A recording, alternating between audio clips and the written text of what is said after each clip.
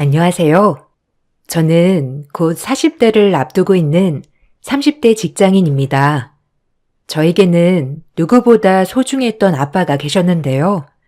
아빠는 몇 년 전 암으로 돌아가시게 되었어요. 아빠는 어릴 적 엄마가 돌아가시고 난 후로 홀로 저를 키우셨습니다.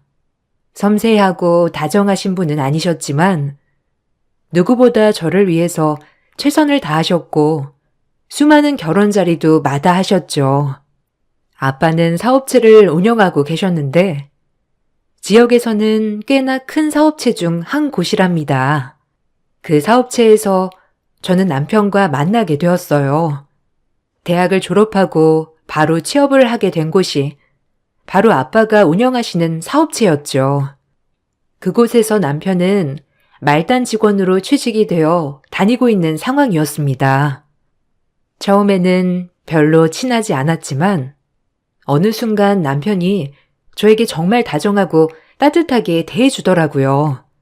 그렇게 마음을 키우던 중 아빠가 저와 남편이 요즘 말하는 썸 상태에 있다는 걸 아시고는 크게 반대를 하셨었죠. 영지야, 내가 연애하는 거는 별로 관여하고 싶진 않다만 제사원은 아닌 것 같다. 왜요? 제가 보기에는 최사원만큼이나 회사 사랑하고 열심히 일하는 사람 드물 것 같은데 왜 그렇게 생각하세요? 맞아. 회사를 위해서는 정말 열심히 노력하고 좋은 사람이지만 사실 네가 이제 연애를 하면 결혼도 생각해야 하는데 제사원네 집안이 그다지 좋은 것만은 아닌 것 같아서 그래. 아빠, 집안까지 다 확인하면서 연애해야 되는 거예요? 아빠 맨날 정략 결혼에 대해서 엄청 반대했으면서 결국 집안이 좋아야 허락한다는 거예요? 아니다. 그런 게 아니고 신중하게 생각하라는 거야. 다른 것도 아니고 같은 회사에서 만나는 건데 한번 소문이 나면 다시 되돌리기도 쉽지 않고 거기다 너는 내 딸이라는 걸 다 알고 있는 상황인데 걱정이 될 수밖에 없잖니. 아빠, 내가 최사원이랑 결혼을 하겠다는 게 아니잖아요. 그냥 연애만 한다고요. 아빠는 웬일인지 연애를 시작하는 것부터 반대를 거세게 하셨어요. 남편에게도 따로 만나 저와 친하게 지내지 않았으면 좋겠다는 말을 하기도 하셨죠. 원래 저의 연애사에 크게 관여를 하지 않으셨던 분이셨기 때문에 의아하기도 했는데 남편의 말을 들으니 아빠로서 걱정이 되시기도 했겠다 싶었답니다. 며칠 전에 사장님, 아니, 아버님께서 연락 오셨었어요. 영재 씨랑 친하게 지내지 말라고 하시더라고요. 저희 사이를 어느 정도 아시는 듯 했어요. 아, 그거 신경 쓰지 말아요. 아빠가 원래 안 그러셨는데 요즘 갑자기 제 연애사에 관심이 많으시더라고요. 그게 아마 저희 집 때문인 것 같아요. 집이요? 왜요? 뭐 저희 집도 엄마 안 계시고 그런데 아빠가 약간 이런 거에 민감하시긴 하셨거든요. 그런 게 아니고 사실 저는 가난한 집 장남이에요. 그동안 입사하고 여러 번 월급 당겨받기도 했고 직접 회사로 가족들이 찾아와서 돈을 받고 간 적도 있었거든요. 아마 영지 씨는 잘 몰랐을 것 같아요. 저도 사장님한테만 부탁을 했던 터라. 아, 그렇구나. 그래서 아빠가 그러셨나 보네요. 네, 영지 씨도 조금 마음이 걸리시나요? 아니요. 제가 걸릴 게 뭐가 있어요. 괜찮아요. 아빠도 그냥 말만 그러는 거지 반대를 크게 하시진 않으실 거예요. 남편은 정말 일을 잘하는 사람이었지만 시댁은 정말 못 사는 집안이었습니다. 그래서 월급을 받는 족족 시댁으로 이체가 되었고 심지어 월급을 당겨서 받았던 날도 많았죠. 이러한 사정을 알고 있었던 아빠는 남편을 만나는 것을 반대하고 나섰던 것이었어요. 그렇지만 저는 남편과 열렬한 사랑을 했고 결국 아빠의 반대에도 연애를 시작하게 되었습니다. 아빠가 반대하시는 연애를 해서 그런 건지 남편은 자신의 능력을 인정받기 위해서 정말 많이 노력을 했습니다. 그렇다 보니 남편의 노력에 힘입어 사업도 잘 되었죠. 여러 계약들을 따내었고 회사도 급속도로 성장을 하게 되었습니다. 그래서 아빠는 남편을 인정해주기 시작했어요. 정말 고맙네, 최서원. 아니, 이제는 최대리라고 해야지. 앞으로 대리로서 우리 회사를 위해서 열심히 일해주게. 내가 자네를 잘못 본 것 같네. 아, 아닙니다. 사장님, 감사합니다. 이렇게 저를 인정해 주신다니 감사할 따름입니다. 앞으로 더 열심히 해서 회사의 보탬이 되겠습니다. 이게 무슨 소리야? 대리라니? 갑자기? 이번에 중요한 계약도 성사시키고 그전에도 몇몇 계약들 다 최대리가 성사한 거잖니. 그래서 이번 승진 시켜주기로 했단다. 와, 동준 씨 대단하네요. 나는 동준 씨 이렇게 열심히 일하는지 몰랐네. 영재 씨 덕분입니다. 사장님께 이렇게 인정을 받으니 저는 너무나 기쁩니다. 사장님이 뭔가? 이제 사적으로 볼 때는 아버님이라고 부르세요. 아, 감사합니다, 아버님. 제가 더 열심히 하겠습니다. 아빠는 남편을 인정해 주었고 파격 승진까지 진행을 하셨습니다. 회사 내부에서는 간혹 남편이 저와 연애를 하게 되면서 사장님의 눈에 들어온 것이라는 말도 있었지만 저와 아빠는 남편이 그만큼의 능력이 있는 사람이란 걸 알고 있었죠. 그렇게 저희는 2년의 연애 끝에 결혼을 하게 되었습니다. 사실 결혼을 하기까지도 순탄하지 않았어요. 첫 번째 문제는 상견례에서 발생했죠. 우리 애들이 같은 직장에 다니고 있어서 저는 그래도 자주 봐왔지만 서로 참 잘 지내고 있습니다. 아유, 그런가요? 뭐, 저희한테 인사도 오지 않고 얼굴도 코빼기도 비추지 않아서 저는 잘 모르겠습니다만. 아유, 서운하셨겠네요. 애들이 일이 바빠 그런가 봅니다. 그래도 앞으로는 다 한 가족으로 자주 뵈면 좋겠네요. 뭐 어쨌든 저야 성에 안 차지만 얘가 저희에 좋다고 하니 허락하는 겁니다.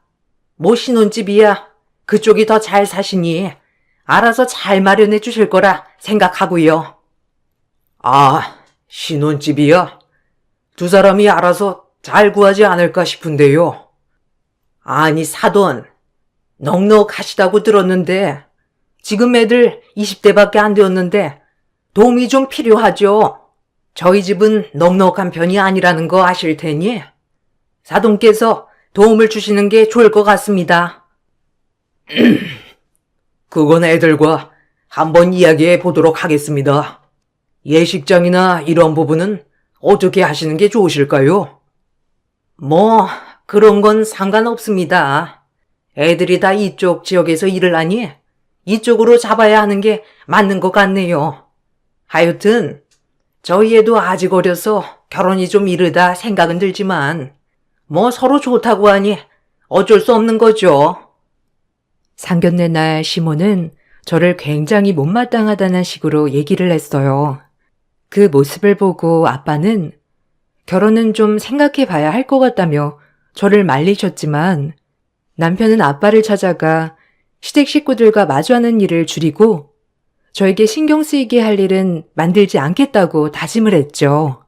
아빠는 남편의 약속을 믿고 남편 하나만 보고 결혼을 허락해 주셨습니다. 결혼을 할 때도 결혼식장이며 하객들 접대 음식 모두 최고로 준비를 해 주셨죠.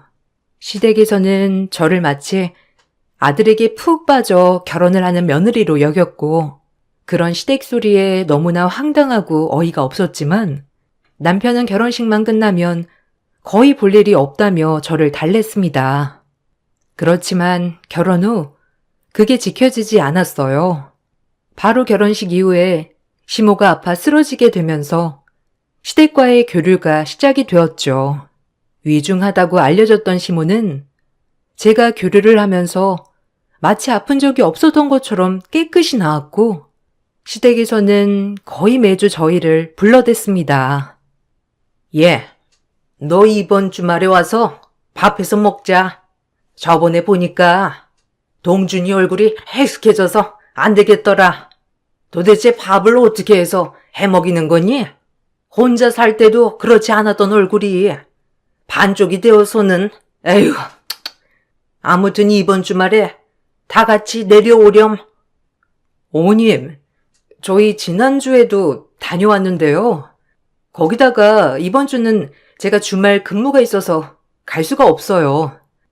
왜 올 수가 없어? 너네 아빠 회사인데 좀 빠져도 괜찮은 거 아니니? 그러지 말고 주말에 쉬어서 동준이랑 같이 내려와. 아무리 아빠 회사여도 제 직장인데 그렇게 마음대로 할 수 없어요, 어머님. 그리고 동준 씨 요즘 살 뺀다고 그래서 살이 빠진 거예요. 살을 빼고 나발이고 내가 보기에는 고생하는 것 같아서 안 되겠구나. 동준이는 바쁠 테니 너라도 와서 내가 반찬 들고 가렴. 몇 시간은 괜찮잖아. 일 끝나고 와서 가지고 가면 되지 않니? 어머님, 거기 가려면 몇 시간을 내려가야 해요. 아니면 동준 씨 주말에 쉬니까 혼자서 가라고 전할게요. 아니, 평일에 종일 일한 애가 어떻게 주말에 여기까지 오니? 네가 후딱 와서 가지고 가면 되지. 그리고 반찬값은 잘 챙겨서 오거라. 그렇게 알고 전화 끊으마. 저도 남편과 똑같이 일을 하는 사람이었지만 시댁에서는 제 일은 대수롭지 않게 생각을 했어요. 시모의 막무가내 행동에 저는 남편에게 얘기를 해보았지만 남편은 오히려 엄마가 아픈데 거리를 둔다면서 무척이나 서운해했습니다. 저는 오히려 결혼 전 얘기와는 다른 남편의 태도에 서운함을 느끼고 있었죠. 저희는 결혼을 하고 나서도 아빠의 사업체에서 일을 했습니다. 저는 사무직으로 자금 관리를 담당했고 남편은 경영 쪽 담당이었습니다. 회사는 사전 결제가 없이는 회사 자금을 사용하지 못했었는데 어느 순간 남편이 그런 시스템을 무시하고 개인적으로 카드를 사용하기 시작했어요. 처음 개인적으로 카드를 사용했을 때에는 남편도 착각을 했다며 얘기를 했지만 그게 반복되었죠.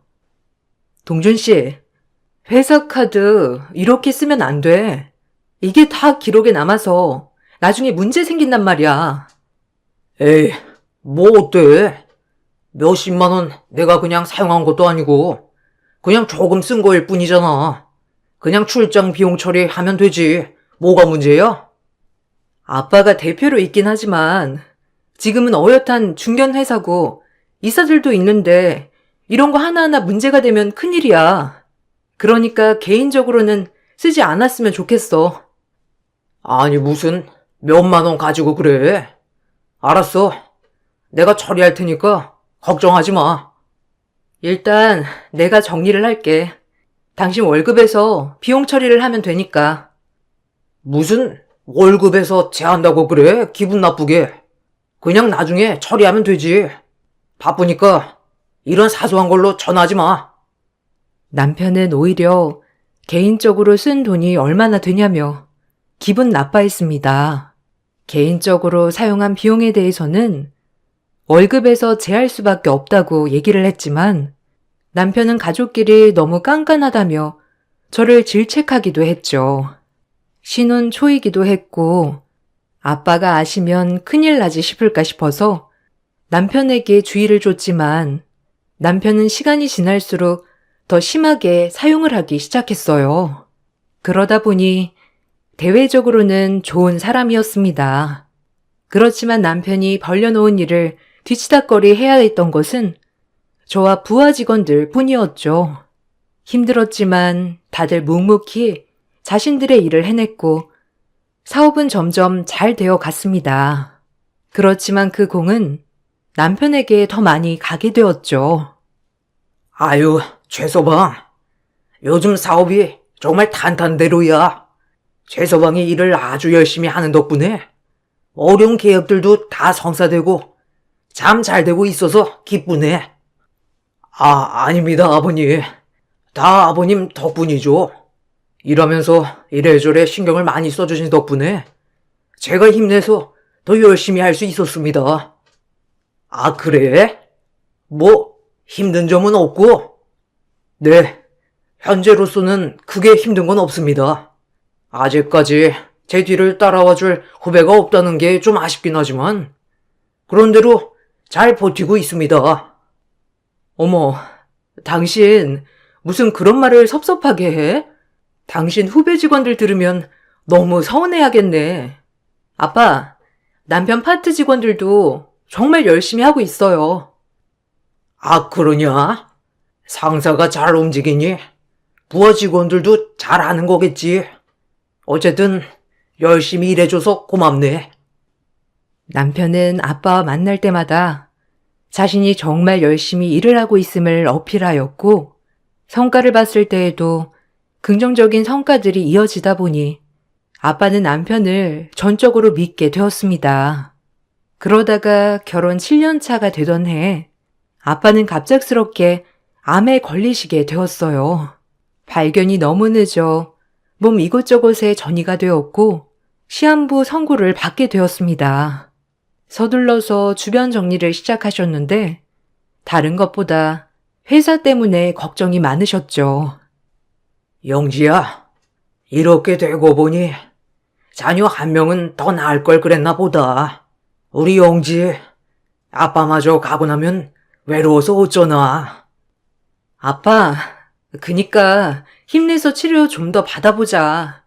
회사는 이제 걱정하지 말고 이사회에서 알아서 할 거야.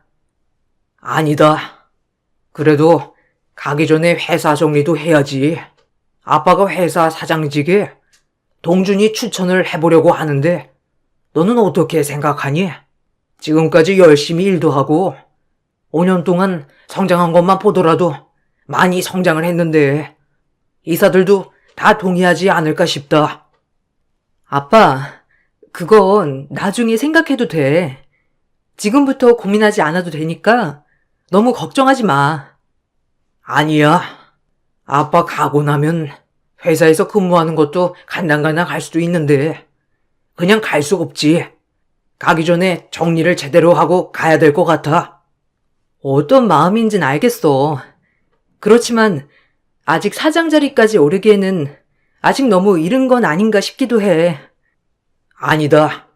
최서방 열심히 일했고 나만큼이나 회사에 열정도 많으니 잘 해낼 거다.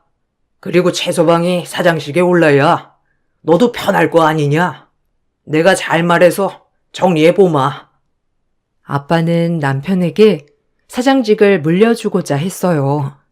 물론 남편이 일을 잘하기도 했지만 혹시나 혼자 남을 저를 위해서라도 그게 나을 것이라 생각을 했었죠. 그렇게 아빠는 남편에게 사장직을 물려주고 얼마 뒤 돌아가시게 되었습니다. 큰 슬픔 속에서 장례를 치르고 난 후부터 남편의 태도는 매우 이상했습니다. 다시 복직을 하려고 보니 전에 있었던 부사장 자리에 다른 누군가가 오게 되었다는 걸 알게 되었죠. 이름을 보니 남편의 오랜 여자 지인이었어요. 결혼 전부터 남편과 몇 번 만난 적이 있어서 알고 있었는데 갑자기 부사장 자리에 오게 되었던 것이죠. 당신 이번에 부사장직에 김미영 씨 올렸어? 왜? 우리 회사 사람도 아니었는데 갑자기 이렇게 올린 이유가 뭐야? 그거? 미영이가 전에 다니던 회사에서 그만두었더라고. 안 그래도 걔 일 정말 잘해가지고 우리 회사에도 필요할 것 같다 생각을 했는데 마침 일도 그만두었다고 하고 그래서 우리 회사로 부르게 되었어. 아니, 아무리 그래도 부사장직이라니 너무 과분한 거 아니야? 과분하긴 무슨. 미영이 전 회사 멀쩡히 다니면서도 스카우트 제의 여러 곳에서 받았던 애야. 무엇보다 우리 회사에 필요한 인재고 원래 있던 부사장은 일도 제대로 못하고 성과도 없었잖아. 근데 미영이는 이번에 우리 회사 오면서 계약도 같이 가지고 오는데 이것만큼 좋은 게 어디 있어? 그냥 자리가 부사장일 뿐이지. 거의 현장직이야.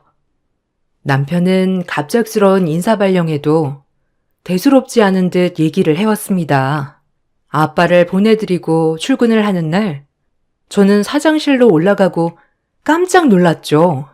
바로 남편과 그 여자가 사장실에서 다정하게 스킨십을 하는 장면을 목격하게 된 것이었습니다. 뭐야? 당신, 이게 뭐야? 지금 뭐 하자는 거냐고? 왜 두 사람이 그렇게 다정하게 붙어 있어? 지금 내가 생각하는 게 맞아? 아이씨, 빨리 들켰네. 그래도 한 달은 더 갈 줄 알았는데 아무튼 이렇게 들키게 되었으니 어쩔 수 없지 뭐. 나 미영이랑 만나고 있어. 뭐? 두 사람 만나고 있다고? 근데 왜 이렇게 당당한 건데? 당당하지 않을 이유가 뭐가 있지? 당신이랑은 이미 애정도 없고 뭐 이혼 원하면 해줄게. 서류 쓰고 와. 지금 장난하는 거야? 아빠 돌아가신 지 얼마나 되었다고 이런 짓을 하고 있어? 아, 아버님? 뭐 돌아가신 지 얼마나 되었건 상관없지. 이미 내가 사장인데 여기서 소란 피우지 말고 당신 자리로 돌아가. 뭐? 당신 당장 나가. 이거 노리고 아빠한테 사장직 받은 거야?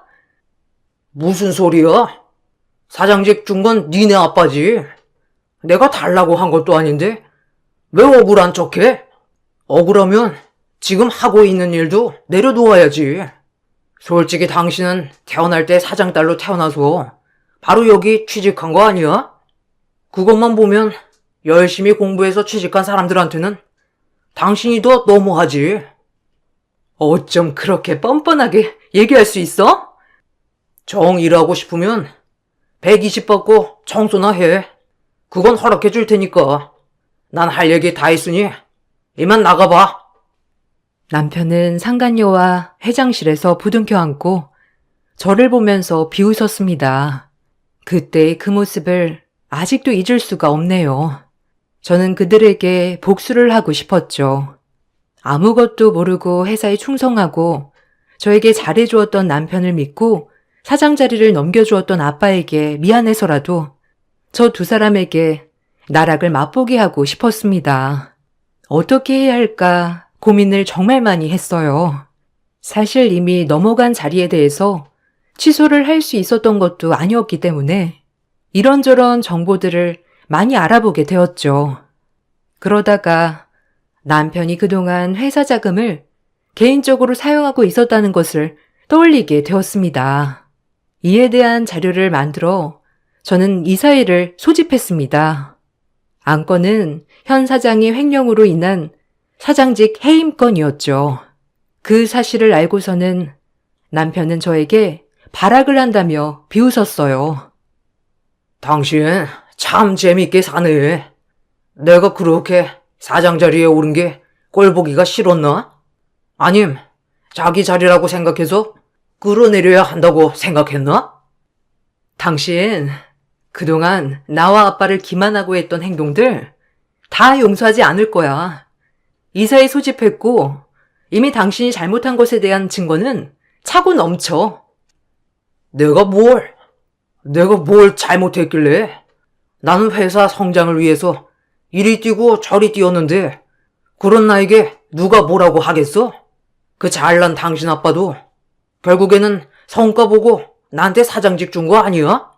뭐 눈 감으시고는 땅을 치셨겠지만 말이야. 뚫린 입이라고 아무 말이나 뱉어대기는. 당신 성과도 다 당신만 해온 거 아니야. 당신 부하 직원들 밤낮 없이 당신이 싸지른 똥 치우느라 고생했어.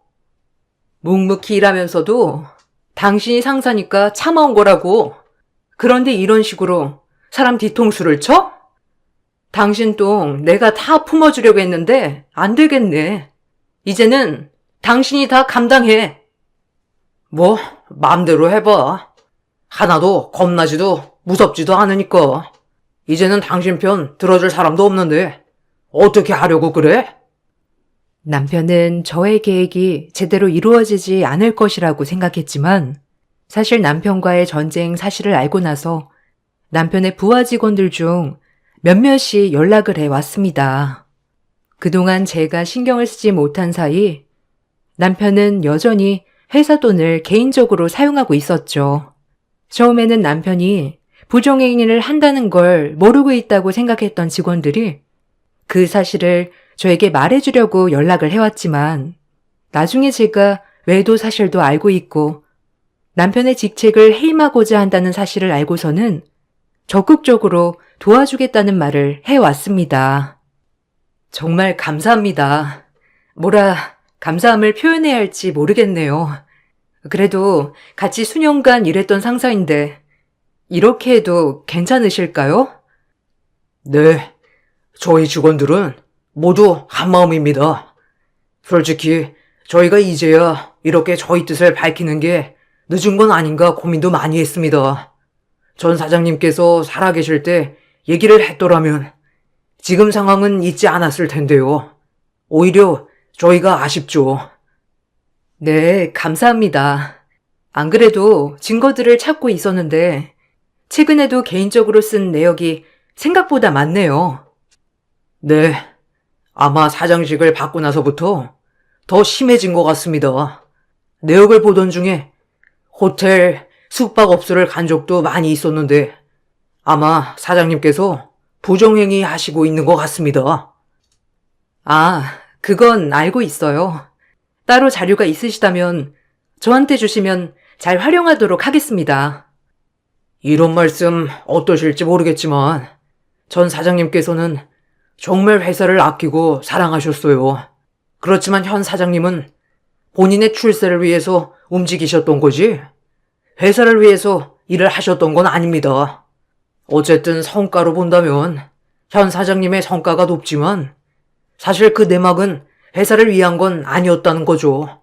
모쪼록 전해드린 자료 충분히 잘 사용하셨으면 좋겠습니다. 다들 말은 하지 않았지만 남편의 악랄한 속마음을 전부터 느껴왔던 것 같아요.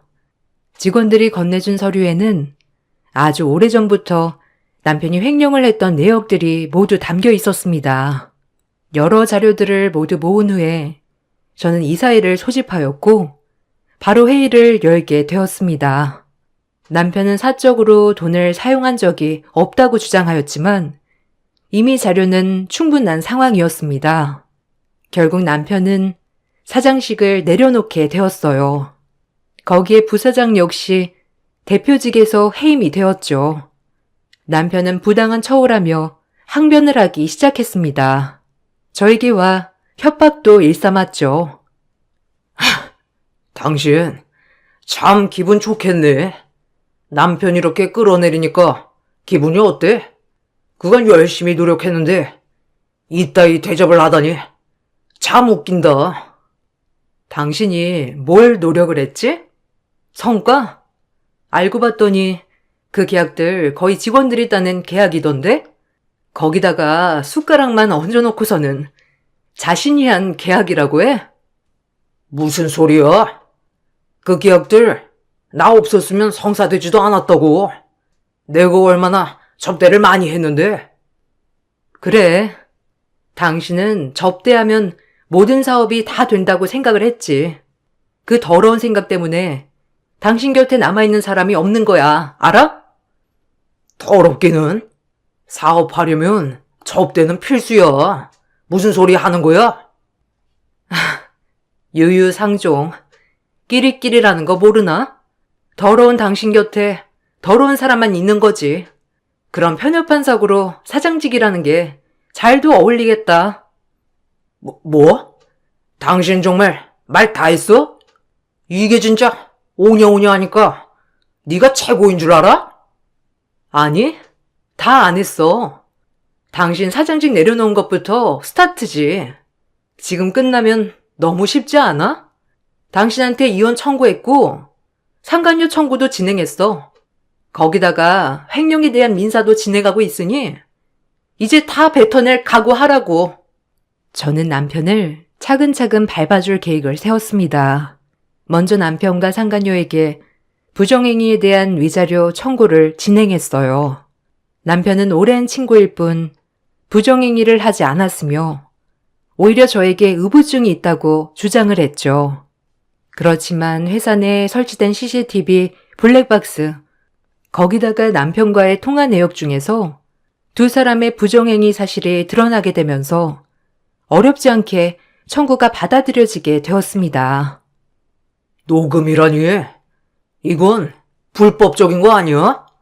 어떻게 사적인 대화를 다 녹음할 수가 있어?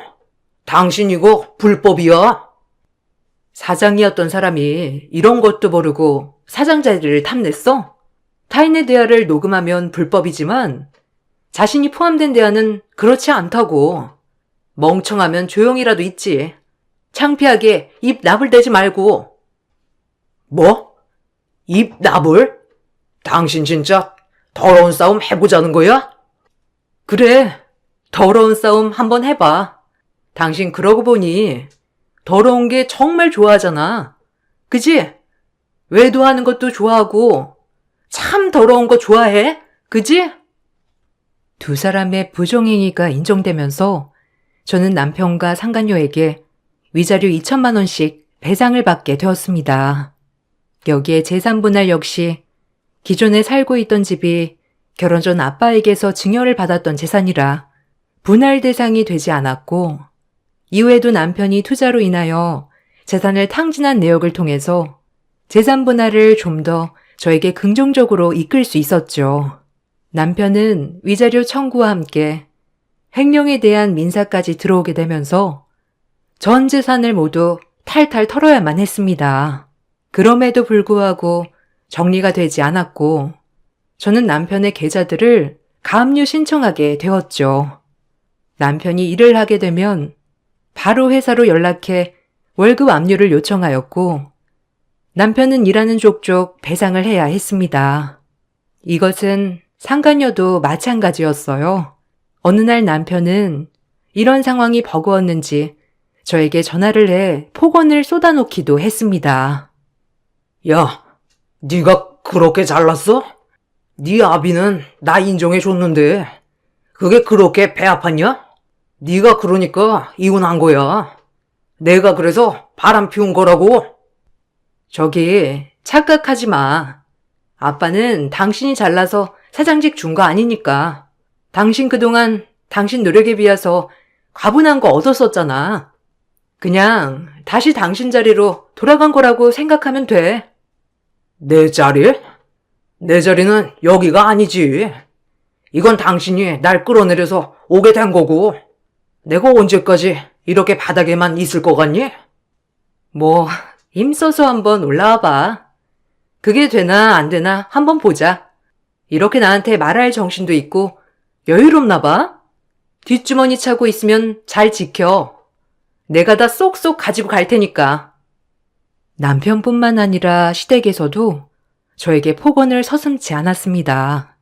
어쩜 그렇게 다들 똑같은지 아들이 바람이 난 게 다 제 탓이라고 다들 말을 하는데 정말 황당하더라고요.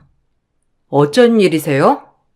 예, 너는 그거 하나 넘어가주면 될 거를 꼭 굳이 이혼을 해야 했었냐?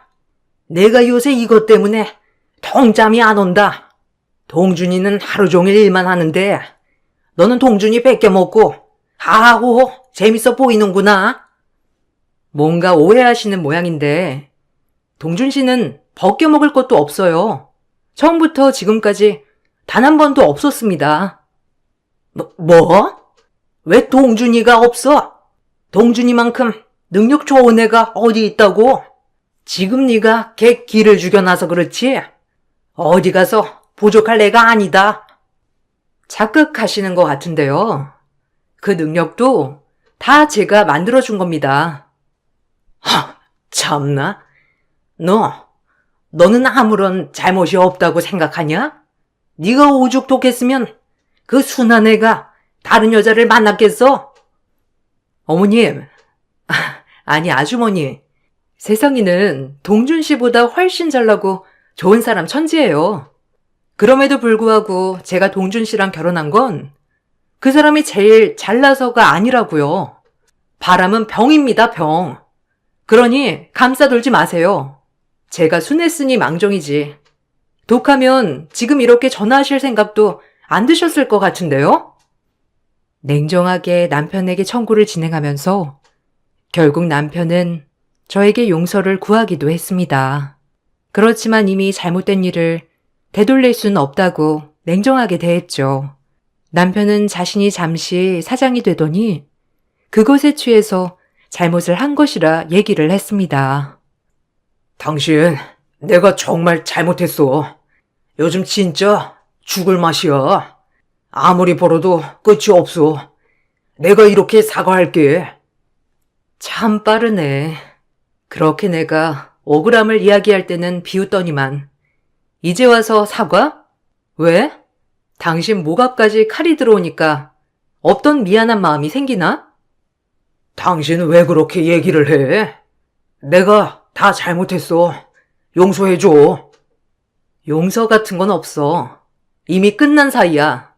너랑 만나지 않았다면 더 좋았겠지만 지금이라도 너랑 헤어지게 되어서 참 다행이라고 생각해. 나에게 한 번만 더 기회를 줘. 당신 나랑 금실 좋게 잘 지냈잖아. 거기다가 내가 아버님께 얼마나 잘했는데. 그것만 보더라도 나 한 번만 용서해주면 안 되는 걸까? 그래, 내가 그래서 당신을 못 놓았어. 근데 당신 그렇게 얘기하는 거 보니 정이 확 떨어진다. 아빠한테 잘했다고? 당신이 언제? 아빠가 노력해서 일건 회사 당신이 망칠 뻔했는데 그런 소리가 나와? 거기다가 외도한 건 아주 까마득히 잊어버렸나 봐. 그래, 그러니 당신이 바람을 피웠겠지. 자기가 어떤 상태인지 까맣게 잊어버리니까 앞으로는 나랑 이렇게 만날 일도 없을 거야. 남편은 계속해서 사과의 말을 전하고 있지만 저는 남편과 두 번 다시 마주하고 싶지 않습니다. 결국 저는 세상에 혼자 남겨지게 되었어요. 그렇지만 제가 약해진다면 아빠를 다시 만나게 되는 날 더 슬퍼하실 거라 생각을 한답니다. 더 꿋꿋하게 이겨내서 잘 살아보려고요. 저의 긴 글을 읽어주셔서 감사합니다. 여러분들도 모두 가족들과 행복하시길 바랄게요. 안녕하세요. 사람은 적당히라는 게 없다는 걸 이번에 제가 겪게 된 일을 통해 뼈저리게 느끼게 되었네요. 20년 전 남편을 만나 결혼을 하게 되었고 지금까지 쉬지 않고 달려왔어요. 둘이 맞벌이 하면서 살아가면 삶이 좀 더 좋아질 수 있을 거라 생각했지만 결혼하고 10년 동안 저희 부부의 삶이 변한 거라곤 세상에 태어난 이쁜 딸 하나가 전부였습니다. 남편은 10년간 일을 해왔어도 단순 노동 업무 일이라 월급은 거의 그대로였고 월 200 조금 넘는 돈을 받아왔습니다. 그래도 큰 병치레 안 하고 꾸준하게 다녀준 것만도 고마웠었죠. 그런데 10년이 지나면서부터 저희 가족의 삶이 앞으로 좋아질 수 있을 거라는 보장이 없더라고요. 남편의 비전은 안 보이고 저 또한 힘들게 일을 해봤자 받는 월급은 200도 안 됐기 때문에 이런 식으로 생활을 해선 도저히 안 되겠다 싶었어요. 그래서 한 번쯤은 모험을 하는 게 좋을 것 같다고 판단하게 되었습니다. 남편은 그냥 주어진 대로 살자며 사업하자는 제 의견에 반대를 했어요. 저도 두렵긴 했지만 좀 더 나은 삶을 살려고 결정한 거기 때문에 남편이 따라와 주길 바랬습니다. 하지만 무리한 도전은 훨씬 더 못한 삶을 살게 될지 모른다면서 힘들게 벌어모은 돈을 잃고 싶어 하지 않았어요. 남편은 결국 절대 아니라고 제 의견을 무시했고 시부모님께서도 제가 사업을 하려고 계획 중이라는 말에 심기가 불편해지셨는지 저희 부부를 시댁으로 부르셨어요. 남편은 사업을 해본 적도 없고 남들처럼 잘 될 수 있을 것 같다는 보장도 없기 때문에 무조건 실패하게 될 거라며 부정적인 반응을 시부모님께 계속해서 표현했습니다. 그러자 시부모님께서도 확고하게 반대를 하셨었죠. 내 아들 말처럼 사업을 하다가 망하게 되면 그에 따른 빚도 많아지고 지금보다 더 힘든 삶을 살아갈 텐데 뭐하러 위험한 도전을 하겠다는 거야? 사업은 아무나 하니? 네가 아무리 시간을 가지고 계획을 했다 한들 남들은 너처럼 똑같은 생각을 안 해봤겠어? 너 머릿속에 있던 사업들은 남들이 벌써 시작을 했을 테고 자금도 충분치 않아서 대출도 많이 해야 되는데 10년간 힘들게 벌어모은 돈을 한순간에 날리고 싶은 거니? 너희들의 인생을 갈아 넣은 10년인 거야. 망하게 되면 10년의 시간을 허공에 날려버리는 거와 똑같은 거라고. 그것뿐이야. 우리가 매달 받는 생활비도 줄어들거나 아예 없어질 수도 있는 거잖아. 괜히 쓸데없는 생각하지 말고 형편에 맞게 살아라. 남들은 사업 안 하고 싶어서 손가락 빨며 구경만 하고 있겠니? 어머님, 사업에 대해 너무 부정적으로만 생각하지 마세요. 대박은 아니더라도 분명 먹고 살 정도의 돈은 충분히 벌 수 있을 거라고요. 사업이라는 게 하루 이틀만 보고 알 수 있는 건 아니잖아요. 시도하면서 변화하고 해결 방안을 찾아가면 분명 노력한 만큼 그에 따른 대가는 확실하게 보상받을 수 있을 거예요. 저희가 결혼하고 10년 동안 얼마 모았다는 게 중요한 게 아니라 앞으로의 삶에 더 이상의 변화는 없는 것 같아서 한 살이라도 젊은 나이에 시작하려는 거예요. 그러니까 지켜봐 주시면 안 될까요? 제발 쓸데없는 생각 좀 하지 마. 당신의 선택이 좋은 결과를 가져올 수도 있겠지. 하지만 실패할 확률이 더 크다는 거 몰라? 제발 그냥 조용히 좀 살자. 당신이 이럴 때마다 내 가슴이 철렁 내려앉는다고. 나는 지금 삶에 만족하니까 앞으로 2번 다시 사업하자는 말은 절대 입 밖으로 꺼내지 않았으면 좋겠어. 사업이 무슨 애들 소꿉장난이야? 이제 그만해. 당신이 집안의 가장 아니야? 내가 왜 이런 걱정을 해야 되는 건데? 10년 동안 힘들게 일해왔는데도 월급은 꼴랑 200 겨우 넘어가면서 그 돈 가지고 앞으로 입에 풀칠할 수 있을 것 같아? 당신이랑 내가 아무리 발버둥 쳐봤자 앞날의 인생은 절대 변하지 않는다고. 우리만 살면 크게 신경도 안 쓰이지. 그런데 현진이는 어떻게 할 건데? 걔 인생도 우리의 뒤를 밟길 바라는 거야? 현진이의 미래는 우리가 책임져 줘야 하는 거라고. 다른 집안들은 자식들을 위해서 그리고 좀 더 여유 있는 삶을 살아가기 위해서 투잡에 쓰리잡까지 뛴다는데 당신은 퇴근하면 발 닦고 하루 온종일 TV나 보고 있잖아?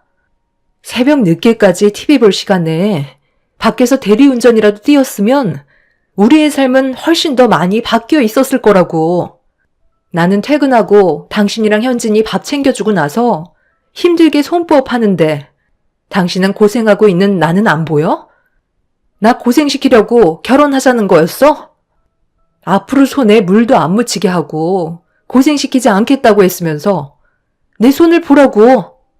결혼하고 나서 10년 동안 밤새 부업하느라 만신창이가 됐어. 나도 여자야.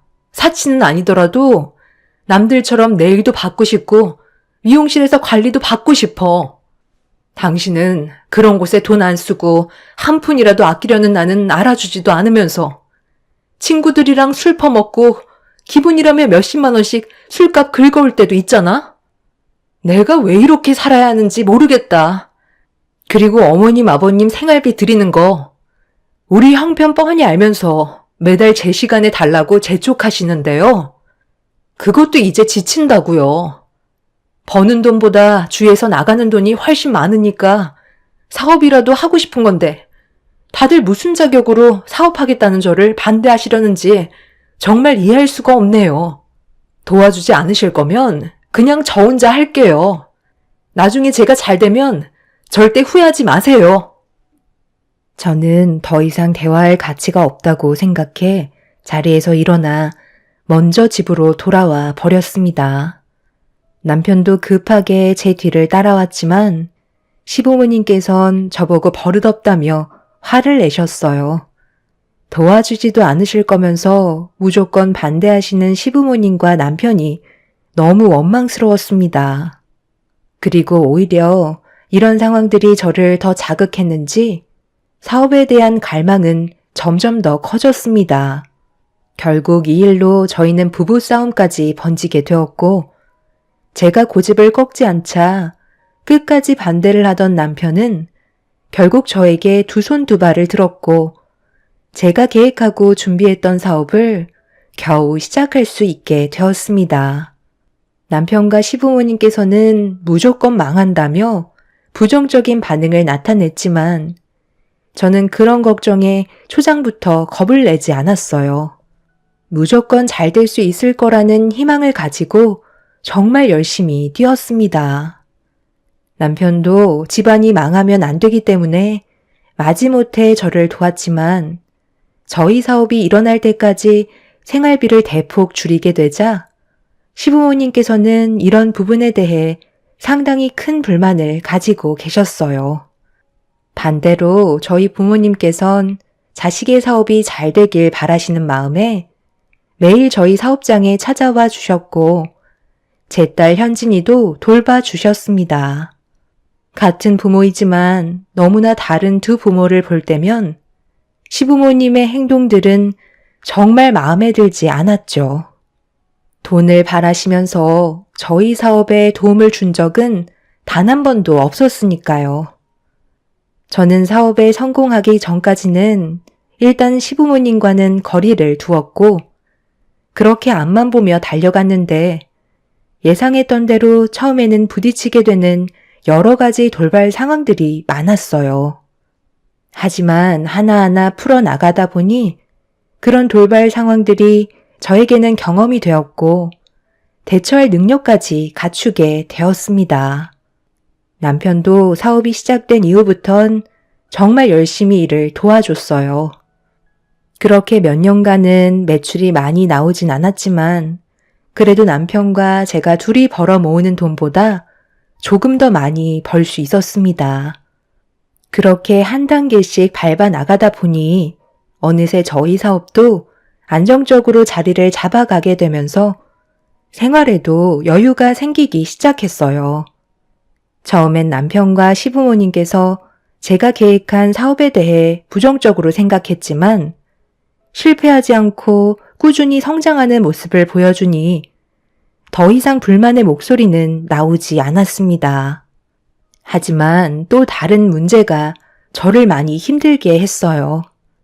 돈이 벌리는 만큼 시부모님과 남편이 바라는 것도 많아졌고 돈의 씀씀이도 더욱더 커지게 되었죠. 우리 이제야 겨우 자리 잡았어. 5년 동안 힘들게 일궈온 사업이고 앞으로 어떻게 될지 아무도 모르는데 당신이 부리는 사치의 비중이 너무 크다고 생각되지 않아? 5년 전이나 지금이나 우리는 조금도 변해서는 안 된다고. 그러다 실패하는 사람들이 얼마나 많은 줄 알아? 월급 받았을 때보단 조금 더 여유 있게 쓸 수는 있겠지만 아무런 계획 없이 무턱대고 사치를 부리는 건 오히려 독이 될 게 뻔하다고. 그러니까 앞으론 내가 주는 만큼만 쓰는 게 좋을 것 같아. 당장 내일이 어떻게 될지도 모르는 상황 속에 한 푼이라도 아껴서 앞으로 사업에 대한 투자를 더 해야 되는 게 나는 옳다고 생각하기 때문에 당신이 부리는 사치를 더 이상 두고 볼 수 없어. 내 말 무슨 뜻인지 알지? 우리가 아직은 마음 놓고 있을 때가 아니라는 거야. 우리 사업에 많은 사람들의 입이 달려 있다고. 저번 달보다 200만 원 더 쓴 거 가지고 엄청 보라고 그러네. 열심히 일한 만큼 돈 좀 쓰겠다는 건데 뭐가 그렇게 잘못됐어? 내가 그동안 놀고 먹기만 했어? 나도 이 사업을 키우기 위해 발에 땀이 나도록 뛰어다녔다고. 그러니까 이 정도는 당연히 써야 된다고 생각하는데 원래 법만큼 써야 되는 거야. 세상 떠날 때 싸들고 갈 것도 아닌데? 잘 나갈 때 그동안 못 해봤던 것 좀 해보겠다는 건데 내가 잔소리까지 들어야 할 이유는 없잖아. 그리고 우리 부모님 생활비 좀 올려줘. 월급 받으면서 드렸던 생활비에서 너무 조금 올려줬다고 맨날 전화하셔서 하소연을 하신다. 내 어깨도 좀 올려줘야 하지 않겠어? 벌써 다 쓰셨다는 거야? 생활비 드린 지 얼마나 됐다고 또 올려달라는 건데. 당신이 뭘 모르나 본데 매달 드리는 생활비 외에 나한테 추가적으로 요청하시는 돈도 있으시다고. 힘들게 돈을 벌어봤자 뭐해? 불필요한 곳에서 전부 다 나가면 월급 받아서 생활할 때와 별반 차이가 없는 거잖아. 우리 사업이 평생 잘 될 거라는 보장도 없는데 다들 왜 이렇게 돈을 못 써서 안달인 거야? 날이 가면 갈수록 남편과 시부모님의 요구는 점점 더 심해졌고 저는 그런 모습을 보면서 머리가 깨질 정도로 스트레스를 받고 있었어요. 그렇게 한참 동안 남편과 안 좋은 대화를 주고받고 있는데 저희 부모님께서 점심 식사를 하시고 사업장에 들어오시자 그제서야 남편의 입을 굳게 닫을 수 있었네요. 한숨을 쉬면서 다시 일을 하러 나간 남편은 저녁에 친구들과 만나고 집에 들어가겠다는 말 한마디 툭 뱉고 안 좋은 분위기로 사업장을 나서게 되었어요. 부모님께서 무슨 일 있었냐며 물어보셨지만 별일 아니라면서 대충 둘러댔고 어떻게 하면 이 문제를 해결할 수 있을지 많은 고민에 빠지게 되었죠. 그렇게 한참 동안 고민한 끝에 더는 이렇게 살면 안 될 것 같아 시부모님을 저희 사업장 사무실로 모시게 되었습니다. 바빠 죽겠는데 왜 오라는 거야? 그냥 전화통화로 하면 되는 거지. 꼭 이렇게 사무실로 불러야 되겠니? 무슨 말이 하고 싶은 건데? 왜 불렀겠어? 우리가 지금 생활비 올려달라고 해서 그게 불만이니까 우리를 부른 거잖아. 주기 싫다는 말이겠지? 아버님, 무슨 말을 그렇게 하세요? 제가 그동안 아버님, 어머님께 못했던 적 없었잖아요. 이번에도 생활비를 올려달라고 하셔서 고민을 하고 있던 중이었고 좋은 방법이 있어서 직접 사업장으로 오셔달라고 부탁드린 거예요. 일단 이것부터 읽어보세요. 이게 뭐야? 근로계약서? 지금 나보고 여기에서 일을 하라는 거야? 너 생활비 올려달라고 했다고? 이러는 거니? 지금 드리는 생활비도 저는 많다고 생각했지만 부족하다고 하시니까 추가적인 생활비를 원하시면 아버님, 어머님께서도 저희 사업에 어느 정도는 도와주셔야죠. 무작정 생활비를 올려달라고 하시는 건 너무 억지인 것 같아 말씀드리는 거예요. 네가 이제 좀 돈 번다고 우리를 무시하는 거지? 내가 정신 나갔다고 여기에서 저 직원들 옆에 껴서 일을 할 것 같아? 그럼 생활비는 올려드릴 수 없죠. 지금도 저희 부모님께서는 사업장에서 열심히 일을 하고 계시는데요. 아무런 조건 없이 자식이 잘 됐으면 하는 마음에 묵묵히 일을 하고 계시는데 아버님, 어머님께서는 아무것도 하지 않으시고 맨날 놀러 다니시면서 생활비 받아 가시잖아요. 저는 이런 것도 부당하다고 생각해요. 저희 부모님이야 워낙 고생을 하시니까 그만큼 챙겨드리지만 솔직히 아버님, 어머님은 아무 도움도 안 되시잖아요. 그러면서 생활비 다 쓰셨다고 돈을 더 달라는 전화만 하시는데 제가 기분이 좋겠어요?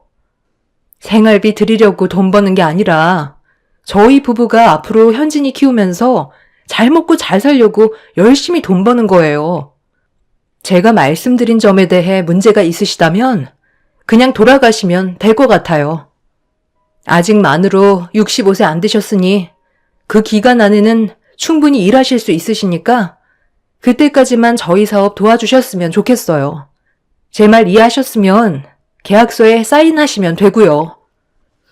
네가 이제 우리까지 부려먹으려는 거지? 아주 톤독에 올라서 가족 전부를 이용해 먹으려 들어? 내 아들은 네가 이러는 거 알고 있니? 당연히 너 머릿속에 나온 거니까 내 아들은 전혀 모르고 있겠지. 기다려봐라. 전화 좀 해야겠다. 시모는 남편에게 전화했고 잠시 뒤 남편이 사무실로 들어왔습니다. 얼굴은 이미 저를 잡아먹을 듯이 화난 상태였고 남편은 시부모님께 집으로 돌아가시라며 어떠한 설명도 들으려 하지 않았어요. 그래서 어느 정도는 예상하고 있었지만 남편이 눈에 쌍심지를 켜고 저를 노려볼 만큼 흥분할 거라곤 상상도 못했었네요. 제가 아무 말 없이 상황을 지켜보고 있자 시모는 저에게 다가와 제 앞에서 근로계약서를 찢더니 얼굴에 던지셨고 시모에게 했던 행동에 대해 똑똑히 기억하겠다며 시부와 함께 댁으로 돌아가셨습니다. 남편은 시부모님께서 나가시자마자 저에게 가까이 오더니 삿대질을 하며 화를 내기 시작했어요. 당신 제정신이야? 어떻게 우리 부모님한테 근로계약서를 들이밀 수 있는 거지? 우리 부모님까지 꼭 일을 하게 만들어야 되겠어? 생활비를 올려달라고 하시잖아. 그래서 추가적으로 올려드리는 건 나도 부담이 돼서 요구하시는 만큼 사업장에 나오셔서 일을 하시라고 말씀드린 건데 그게 뭐 잘못되기라도 했다는 거야? 당신 월급 받을 때를 생각해봐. 그때도 당신이 받았던 200의 월급에 절반이 생활비로 나가고 있었어. 그런데 지금은 그거의 2배를 드리고 있잖아? 둘이서 한 달 생활하시는데 월 200이면 상당히 많은 거 아니야? 그런데 그 많은 돈을 지금 한 달도 안 돼서 전부 다 쓰셔놓고 당연하다는 듯이 돈을 더 달라고 요구하시면 내가 아무 말도 하지 않고 드려야 한다는 거야? 지금 이 사업은 당신 혼자 하는 게 아니고 많은 사람들이 함께 운영하는 사업이야. 그렇기 때문에 돈 쓰는 것도 항상 신중해야 되는 건데 놀고 먹는 거에 쓰는 돈을 흥청망청 쓰면 내가 그걸 보고만 있어야 하는 건 아니잖아? 나도 더 이상은 못 참겠어. 아직 충분히 일을 하실 수 있는 연세시니까 앞으로 생활비 타서 쓰시려면 사업장에 나오셔서 몇 시간만이라도 도와주시라고 전해드려. 그리고 지금 드리는 생활비의 절반으로 다시 줄일 거야. 그걸 왜 당신이 판단하는 건데? 나도 여기 공동 사장이야. 내 지분이 없는 것도 아니잖아? 내가 이러려고 당신 밑에서 힘들게 일을 하고 있는 줄 알아? 벌 만큼 벌었으면 우리도 이제 돈에 구속받지 않고 살면 되는 건데 뭐가 그렇게 힘든 거냐고? 우리 부모님한테 드리는 생활비 줄이기만 해봐. 그땐 나도 그냥 넘어가지 않을 거야. 그리고 2번 다시 우리 부모님한테 근로계약서 내밀지 마. 알겠어? 장인 장모님께서는 그냥 자의적으로 도와주시는 거지. 우리 부모님은 그런 게 싫다고 하시잖아. 남편은 제 말뜻을 이해하지 못했고 자기 앞에서 시부모님 무시한다며 사무실이 떠나갈 정도로 목소리를 높였습니다. 그날 이후 남편과 저는 점점 더 갈등의 골이 깊어지면서 안 좋은 관계로 흘러가기 시작했고 저희 부부는 다투게 되는 일도 점점 더 많아졌습니다. 그렇게 버티고 버티면서 5년을 힘겹게 이끌어왔고 저희 사업은 완전히 자리를 잡을 수 있게 되었죠. 남편과 저는 어느새 부부 관계가 아닌 비즈니스 관계처럼 되어버렸고 일적인 대화 외에는 아무 말도 주고받지 않았습니다. 남편과 함께한 20년의 세월 동안 저는 가족을 위해 정말 열심히 살아왔었는데 남편과 시부모님은 그런 저에게 항상 불만만 많았어요. 저도 이런 생활들이 이젠 점점 지치게 되었고 앞으로 어떻게 살아가야 할지 또 다른 고민을 하게 되었죠. 그런데 어느 날 저희 회사와 꾸준하게 거래를 해오던 다른 회사의 대표님께서 갑자기 전화를 주셔서 받게 되었는데 대표님의 말에 저는 너무 충격을 받아 아무 말도 할 수가 없었어요. 저는 절대 그럴 일이 없다며 부인했지만 대표님은 더 이상 저희 회사와 거래를 하지 않겠다면서 법적인 절차를 밟을 거라는 말을 끝으로 전화를 끊어 버리셨습니다. 그리고 잠시 뒤 다른 회사의 대표님께서 문자로 몇 장의 사진을 보내주신 순간 저는 경악을 하며 입을 다물지 못하고 있었네요. 남편이 대표님의 아내분과 함께 있는 모습이 여러 차례 포착이 되었습니다. 제일 중요한 거래처 대표님이고 저희가 처음 시작할 때 많은 걸 도와주셨던 은인이셨는데 남편은 절대 해선 안 될 일을 저지르고 말았던 거였어요. 더 큰 문제는 저희가 납품하는 물건들의 절반 이상이 저와 전화통화한 대표님한테 들어가고 있었죠. 제 인생의 제일 큰 고비였고 이 문제를 어떻게 헤쳐나가야 할지 몰라 불안에 떨며 남편에게 전화를 걸었는데 받지 않더라고요. 20년의 세월 동안 남편과 함께 했던 모든 순간들이 사진 몇 장으로 무너지고 있었습니다.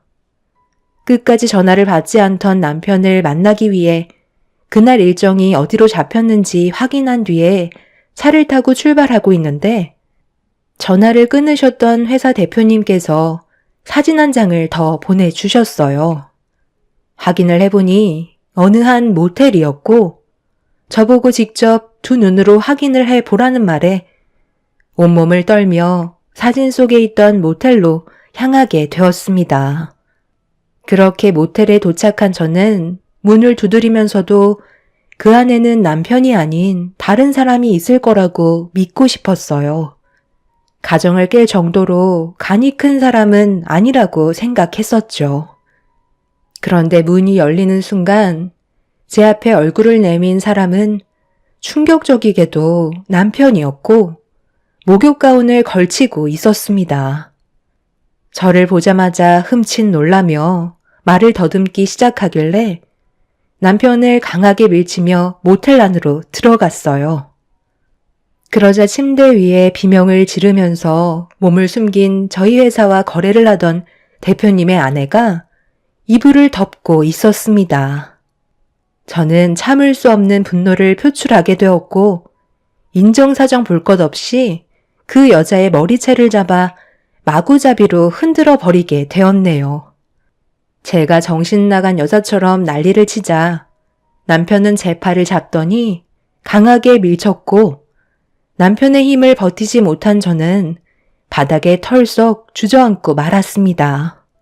넘어진 저를 내려보던 남편은 침대에 눈물을 흘리고 있던 대표님의 아내의 헝클어진 머리를 정리해주면서 저를 노려보더니 이왕 이렇게 된 거 저와의 관계를 정리하고 다시 새롭게 시작하고 싶다는 말을 꺼냈습니다. 어떻게 당신이 나한테 이럴 수 있는 거야? 내가 그동안 뭘 잘못했길래 힘들게 쌓아온 가정을 한순간에 무너뜨릴 수 있어? 뭐기엔? 당신은 재활용도 안 되는 폐기물이지. 돈 좀 벌었다고 그동안 나와 우리 부모님을 무시했잖아. 그리고 당신은 나를 남편으로 생각하지도 않잖아. 그냥 회사에서 일을 해주는 사람으로밖에 생각하지 않는데 내가 왜 당신 옆에 붙어 있어야 하지? 나는 매일 아침 눈 뜨면 당신 얼굴 보는 게 제일 역겹고 이런 식의 삶을 더 이상 살고 싶지 않아. 이런 내 마음의 상처를 위로해준 사람은 지금 내 옆에 있는 경혜 씨밖에 없어. 내가 살아야 할 이유를 경혜 씨가 알려줬고 그래서 우리는 앞으로 함께 하기로 했으니까 당신은 그 잘난 사업이나 하면서 잘 먹고 잘 살면 되겠네. 어차피 걸린 거 위자료는 주겠지만 사업은 나한테도 지분이 있으니 내가 그동안 쏟았던 시간만큼 가져가도록 할게. 최대한 빠른 시일 내에 이혼해줬으면 좋겠어. 어떻게 이런 말도 안 되는 일을 할 수가 있는 거지? 당신이 이러고도 사람이야? 우리 딸 현진이가 받을 상처는 생각 안 해?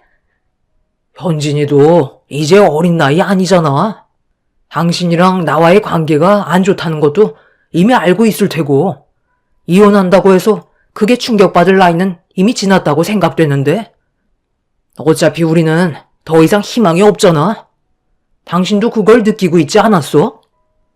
나는 항상 당신이랑 좋은 관계를 유지하려고 노력했고, 내가 부족한 게 있는 것 같으면 당신한테 맞춰주려고 정말 많이 신경 썼는데, 그런 나를 조금도 이해해주지 않았다는 거네.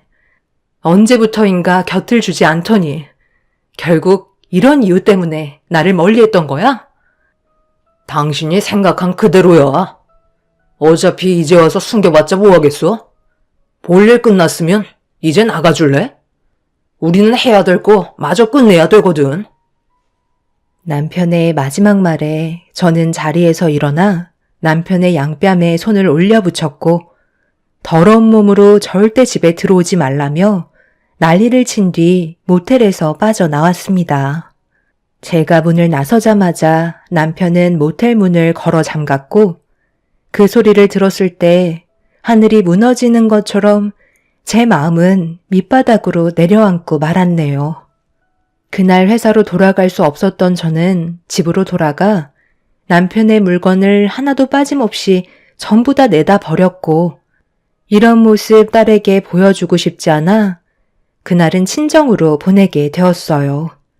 그렇게 한참 동안 집안에 있던 남편의 물건을 하나도 빠짐없이 내다 버리는 사이 남편이 볼 일이 끝났는지 집으로 왔더라고요. 가만히 생각해보니까 회사의 지분은 내가 더 많지 않아? 솔직히 당신이 뭘 했는데? 두 발로 뛰는 건 내가 거의 다 하지 않았어? 그래서 무슨 말이 하고 싶은 건데? 내가 힘들게 일건 회사를 가져가겠다는 거야? 당신 정말 아예 밑바닥까지 보여주는구나. 어차피 오토로 돌리면 알아서 돈 나오는 회사를 내가 굳이 당신한테 넘길 필요는 없다고 생각하는데? 당신이 뭘 안다고 그래? 당신은 절대 해선 안 될 선택을 해서 지금 얼마나 심각해졌는지 몰라? 여태껏까지 힘들게 일해서 20억 자산가 만들어줬더니 돈이 눈앞에 보이니까 이제 막 나가도 된다는 거야? 이 회사는 내가 끝까지 지킬 거니까 당장 나가! 남편은 회사를 절대 넘기지 않겠다면서 저보다 더 크게 난리를 쳤고 결국 남편과 저는 몸싸움까지 벌어지게 되었어요. 이미 통제력을 잃어버린 저는 입에 거품을 물며 남편에게 달려들었어요. 남편은 정신이 나가버린 저를 보고 당황했는지 회사에서 다시 얘기하자며 급하게 도망을 치고 말았죠. 제 인생 20년의 세월이 한순간에 허공으로 날아가는 날이었고 그렇게 욕심이 많았던 저는 더 이상 아무것도 하고 싶지가 않았습니다. 결국 삶의 목표를 완전히 잃어버렸던 저는 다음날 회사 사람들과 회의를 할 때 모든 걸 남편에게 위임하겠다며 공동대표 자리에서 내려오게 되었습니다. 부모님께선 무슨 일이냐고 난리가 나셨고 직원들 또한 웅성거리고 있었지만 더 이상 제가 버틸 수가 없었어요. 더는 아무 말도 하고 싶지 않았고 쉼없이 달려왔던 저는 모든 걸 내려놓고 싶을 뿐이었네요. 그렇게 남편과 이혼을 선택하게 되면서 모든 사실을 알게 된 저희 부모님께선 남편의 멱살을 잡고 엄청난 소란을 일으키셨지만 바뀌는 건 아무것도 없었습니다. 제 딸 또한 엄청난 충격을 받았는지 두 번 다시 아빠의 얼굴을 안 보겠다며 눈물을 쏟아내었어요. 10년간 함께했던 회사에 제 삶이 고스란히 묻어있던 그곳에서 저는 나오게 되었고 남편은 제가 앉았던 자리에 상간녀를 앉혔습니다. 남편과 상간녀를 상대로 소송을 걸었고 제가 받아야 할 재산을 정확하게 나눈 뒤 남편과 함께 했던 20년의 결혼 생활에 종지부를 찍게 되었습니다. 중간중간에 회사에서 가족처럼 지냈던 직원분들께선 저를 걱정하면서도 회사의 운영 방침이 많이 바뀌어서 어려움이 많다고 했지만 저는 더 이상 그 회사의 대표가 아니었기 때문에 아무 말도 해줄 수가 없었어요. 저는 남편과 이혼을 한 뒤로 그동안 제대로 된 휴식을 취하지 못했던 부모님과 제 딸을 데리고 여행을 떠나게 되었어요. 한참 동안 여행을 즐기며 머릿속에 있던 모든 것들을 전부 다 지워버렸고 돌아왔을 때는 새로운 시작을 준비하겠다는 마음가짐으로 돌아갈 생각을 하고 있었습니다.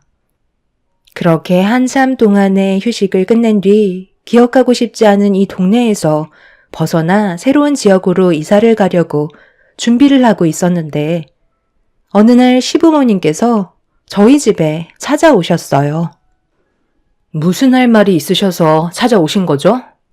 저는 더 이상 볼 일이 없는 걸로 알고 있는데요. 쓸데없는 말씀하실 거면 돌아가 주세요.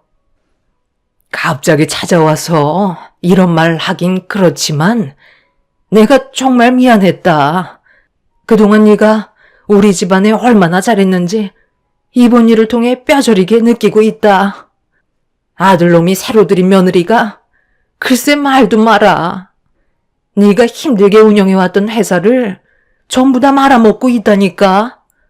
자기가 대표라고 직원들을 잡고 있는데 오랫동안 일했던 직원들이 그동안 받았던 월급까지 깎이면서 갑질을 당한다고 하나둘 그만두기 시작했나 보더라고. 거기에다가 너희가 이혼할 때 제일 많은 물량을 거래했던 대표께서 거래를 끊어버렸다며. 이런 말은 왜 또 안 했던 거니? 그것 때문에 내 아들이 지금 발등에 불이 떨어졌는데 요즘 또 경기가 안 좋잖아. 그래서 빚만 떠안게 생겼다. 해결할 수 있는 방법이 너밖에 없을 것 같아서 찾아왔는데 우리 좀 도와주면 안 되겠니? 아들놈은 새로 들어온 며느리한테 푹 빠져서는 헤어나오지 못하고 조종만 당하고 있는데 너랑 살 때가 훨씬 더 행복했던 것 같다. 이러다 네가 10년간 운영해왔던 사업은 결국 무너지게 되는 거라고. 너도 그러고 싶진 않잖아. 그 회사 제가 안고 가려 했는데 끝까지 가져가겠다고 고집부려서 넘겨준 거고요. 저는 더 이상 그 회사에 미련 없어요. 그리고 그 사람이랑 이혼했는데 제가 당연히 도와드릴 이유는 없는 거죠. 있을 때 잘하라는 말이 괜히 있겠어요?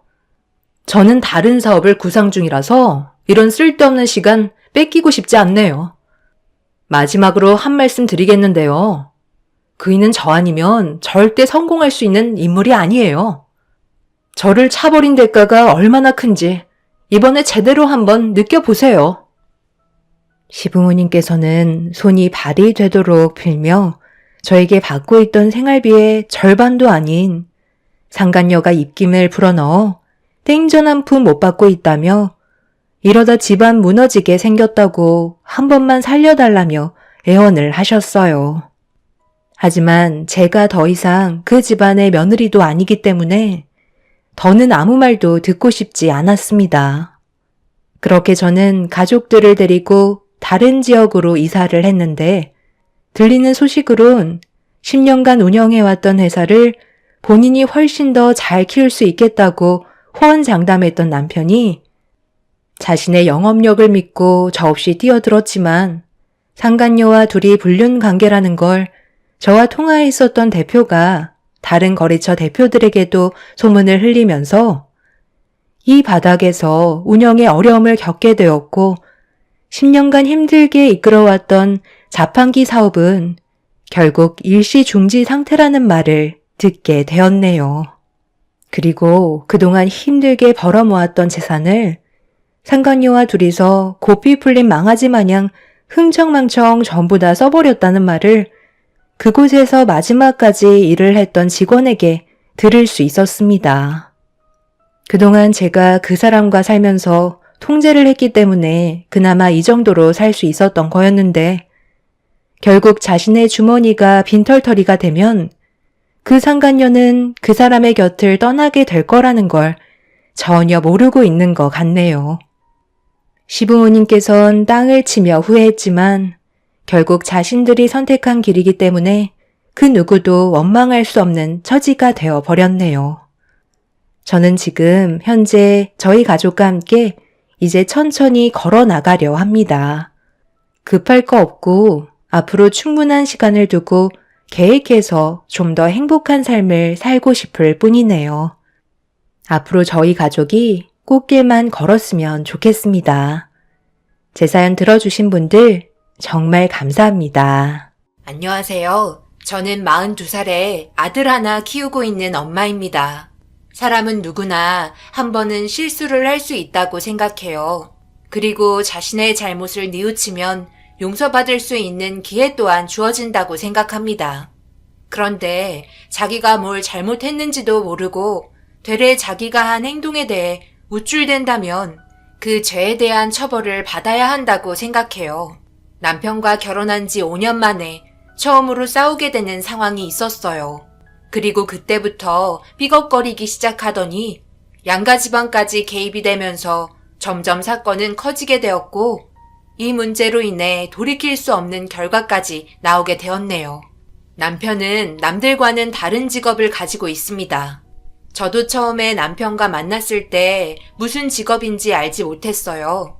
건물 페인트 칠 한다고만 얘기해서 그냥 그런가 보다 생각했죠. 하지만 어느 날 남편이 일을 하는 곳에 잠시 들려야 할 이유가 있어서 현장에 도착을 했는데 남편이 저를 발견했는지 제 이름을 큰 소리로 외치며 부르기 시작했고 목소리가 향하는 곳으로 고개를 들어 올린 순간 엄청난 광경에 충격을 받고 말았습니다. 아파트 꼭대기에 줄 하나 매달고 거기서 저를 보며 반갑게 손을 흔들고 있었어요. 비명을 지를 정도로 저에게는 믿을 수 없는 현실이었고 남편과 결혼을 했어도 그냥 페인트 칠만 하는 줄 알았는데 가느다란 줄 하나에 위태롭게 매달려 있는 걸 보곤 그동안 저와 결혼 생활하는 동안 이런 큰 문제를 숨겼다는 거에 화가 치밀어 올랐습니다. 남편이 무슨 일을 하는지 저에게 구체적으로 설명을 하지 않았어요. 여기저기 신축 건물이 세워지면 거기에다 색을 입힌다고만 생각했지 자칫하다가 떨어질 정도로 흔들거리는 작은 의자에 앉아 칠을 하고 있는 모습이 걱정스럽고 안타까움보다 화가 치밀어 올랐습니다. 그래서 남편이 내려와 웃으면서 달려오는데 저는 그런 남편에게 소리를 질렀고 왜 이런 일을 하는데 한마디 말도 없이 숨기고 있었냐고 얘기했어요. 왜 나한테 이런 일을 한다는 걸 숨긴 거야? 자칫하다가 세상 떠날 정도로 위험한 일 아니야? 목숨 걸고 하는 거잖아. 당신이 걱정할까봐 그랬지. 그래도 나 숨긴 적 없어. 건물 페인트 칠하는 건 맞잖아. 그냥 매달려 있는 것만 얘기 안 한 것뿐이지. 그런 것까지 세세하게 설명하면 당신이 날 좋아해 줬겠어? 그리고 우리 지금 결혼 5년 차인데 아무 일도 없었잖아. 내가 이 일을 10년 가까이 하면서 단 한 번도 다친 적 없어. 안전만 잘 지키면 사고 날 위험은 없는 일이라고. 그걸 당신이 어떻게 알아? 그동안 괜찮았다고 앞으로도 괜찮다는 보장이 어디 있는데? 누구 과부 만들 일 있어? 그리고 내 뱃속에 있는 아이는 어쩌고? 당신이 나와 뱃속에 있는 아이를 생각하면 절대 이렇게까지 하면 안 되지. 이 일 당장 그만둬. 돈이고 뭐고 다 필요 없으니까 차라리 딴 직업을 구하면 돼. 오랜 기간 해서 다른 데 취직하지 못할 것 같으면 그냥 매장 하나 차려서 운영하는 게 낫지 않겠어? 방금 아파트가 내가 봤을 때 20층 높이 정도 되는데 거기에 오늘 바람까지 불고 있잖아. 그런데 흔들거리면서 위태롭게 매달린 걸 어느 누가 남편 될 사람이 이런 직업을 가졌다고 얘기하면 결혼하겠어. 완전 이건 사기 결혼이라고. 날 속인 거잖아. 당장 그만둬. 알겠지? 저는 남편이 어떻게 될까봐 그때부터 계속해서 걱정을 하게 되었어요.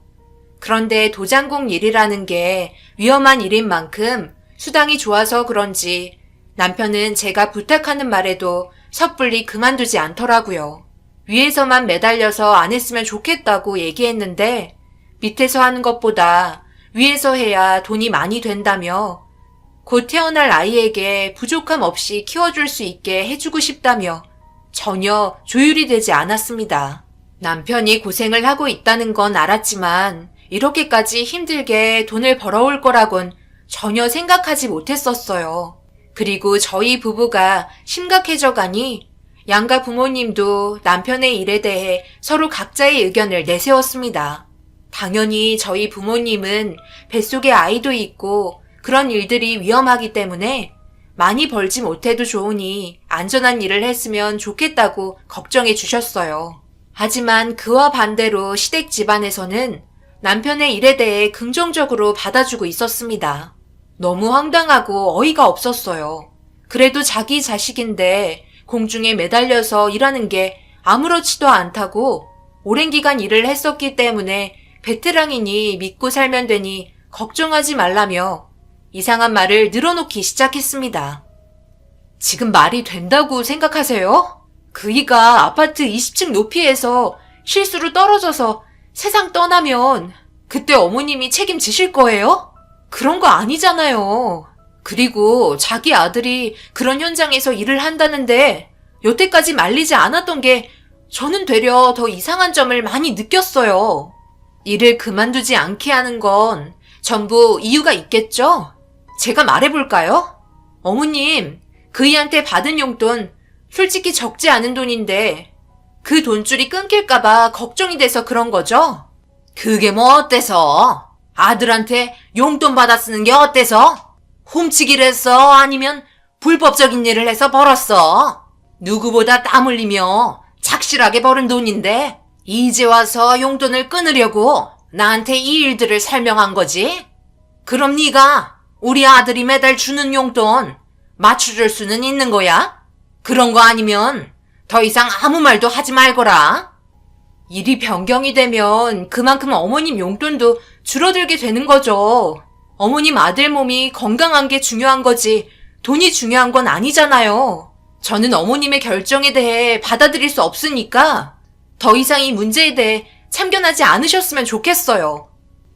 시모는 절대 안 된다며 난리치기 시작했고 임산부였던 저에게 일 그만두게 하면 가만히 있지 않을 거라고 언성을 높였고 결국 전혀 조율이 되지 않았어요. 남편은 안전하게 일할 테니 이해해달라고만 설명을 했고 친정과 달리 시댁에서는 전혀 제 편이 단 한 명도 없어서 짜증이 올라왔어요. 그래도 아버님만큼은 당연히 제 편을 들어줄 거라 생각했었는데 아버님도 시모와 마찬가지로 같은 답변을 주셨어요. 그리고 집안의 가장이면 물불 가리지 않고 돈 되는 일은 무조건 닥치는 대로 해야 된다며 시모보다 더 독한 말을 하기 시작했어요. 결국 조율되지 않는 상태로 저희는 얼굴을 붉힌 채 집으로 돌아와야만 했어요. 남편의 걱정을 생각하는 제가 그렇게 잘못된 거였나요? 시부모님은 남편의 안전보다 돈이 우선이었고 그때 이후로 매일 출근하는 남편 때문에 하루를 불안에 떨며 보내야만 했어요. 돈도 중요하지만 서로 오랜 기간 다치지 않고 태어날 아이와 행복하게 사는 게 더 좋은 선택이라고 생각했지만 남편과 시부모는 돈이 우선이었습니다. 결국 결혼 5년 만에 이 문제로 냉전 상태가 벌어졌어요. 그리고 제가 지속적으로 높은 곳에서 일하는 건 하지 말았으면 좋겠다고 설득을 하는 게 시부모님은 불안했는지 매일 전화하셔서는 저 때문에 되려 더 큰 사고가 날 수도 있을 것 같다며 그만 얘기하길 원하셨어요. 저와 남편의 일인데 시모의 말투에 결국 서운한 감정이 올라왔고 이해해주지 못하는 상황들에 대해 좋지 않은 기분 상태로 말을 하기 시작하니 시모는 더 큰 목소리로 화를 내셨습니다. 너 돈 많아?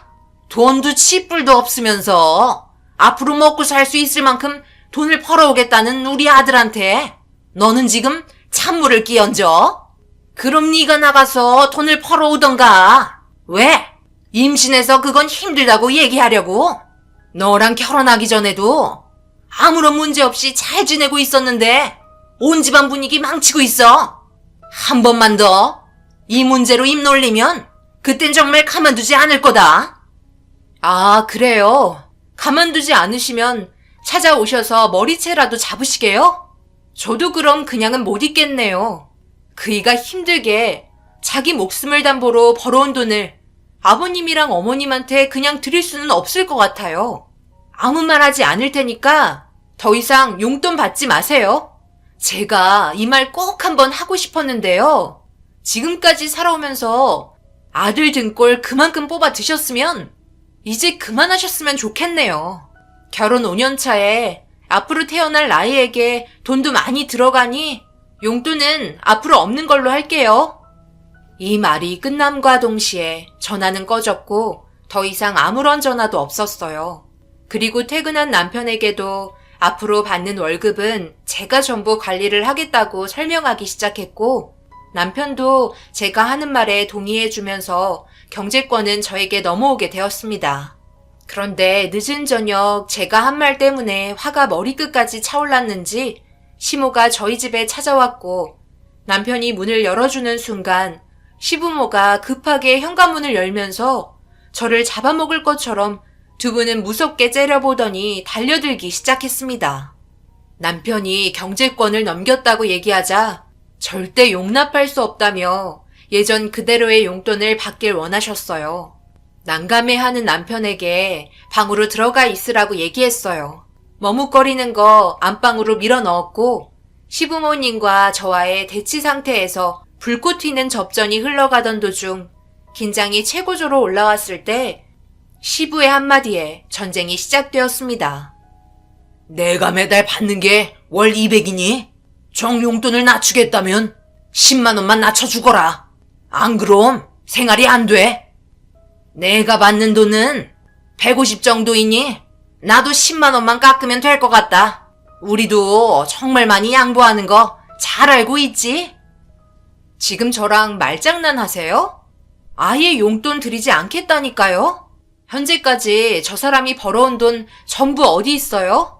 그냥 주면 주는 대로 받아서 홀라당 해드셨죠? 다음 달도 계속해서 주니까 아낄 필요가 뭐가 있었겠어요. 한 달 힘들게 일해서 버는 돈으로 그동안 즐거우셨으니 이제부터는 허리 졸라 매셔야죠.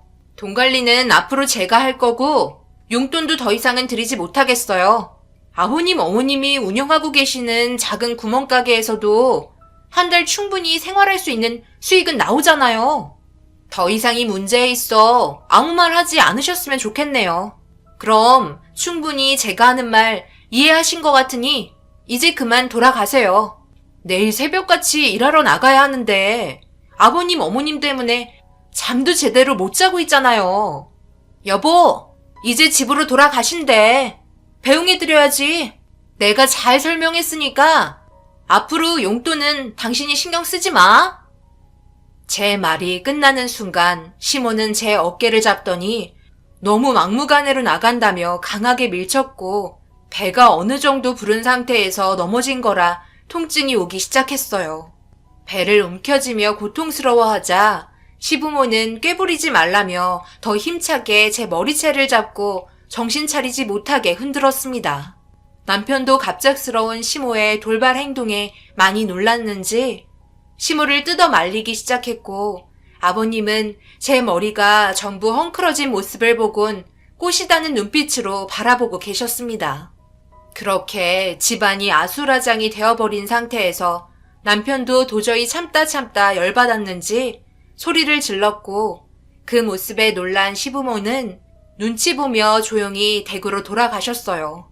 눈물을 흘리며 헝클어진 머리를 정리하면서 배를 움켜쥐며 안방으로 들어가자 남편도 미안했는지 조용히 뒤따라 들어왔어요.